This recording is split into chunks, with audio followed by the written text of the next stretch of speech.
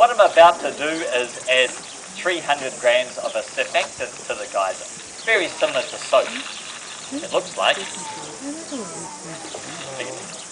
Look at it like that. Slightly greasy, I suppose you'd call it.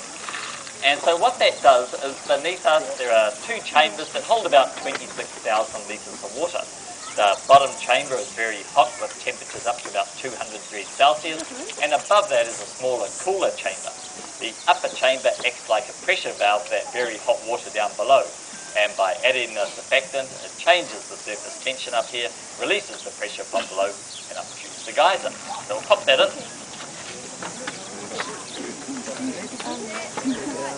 And before you all go, ooh, it's not a real geyser, it still would erupt without us adding soap. It has a cycle of somewhere between 24 to 72 hours, so very slowly that very hot water from below will heat the cooler water above until the pressure equalises naturally and up will come the geyser.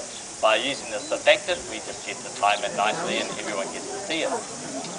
Now it's very hard to tell how long it takes after we add the soap for the main eruption. It can be about 1 minute or it can be about 10 minutes. Seems to vary a lot with barometric pressure. So anyway, so I vary my speech accordingly and run away if I have to. See, I'll still try and talk quite slowly and clearly because we have a number of Australians here today. We have to make sure that you guys can all understand.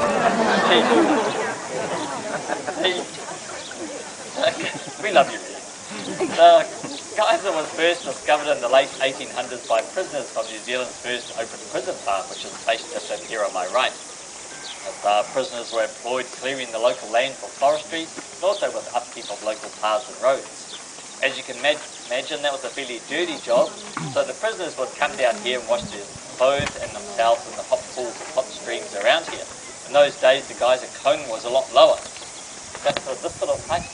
So it was like a small hot spring in among the rocks. So the prisoners put in their clothes, added the soap, and much to their surprise, they sparked an eruption. Their clothes shot skywards, and they all scrambled off into the bush here.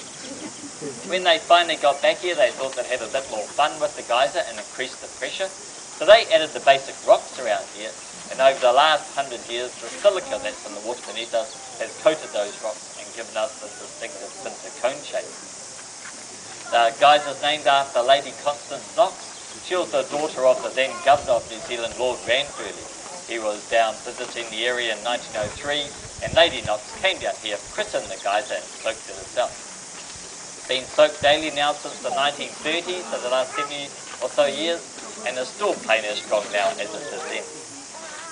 The geyser normally plays for anything between 30 minutes to about an hour, but the initial eruption is normally the highest and strongest.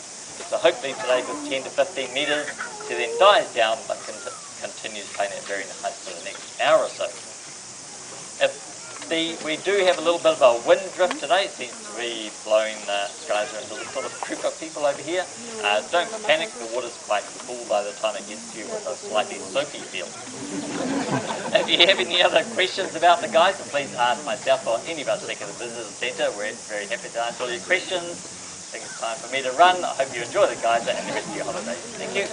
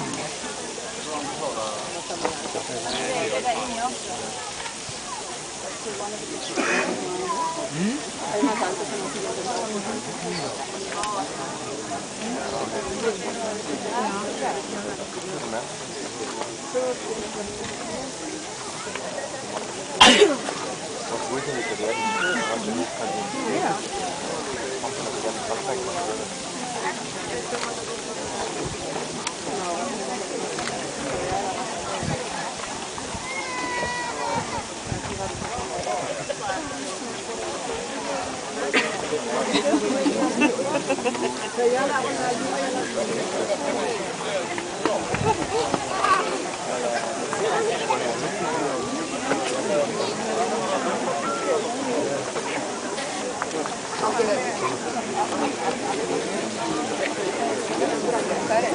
it.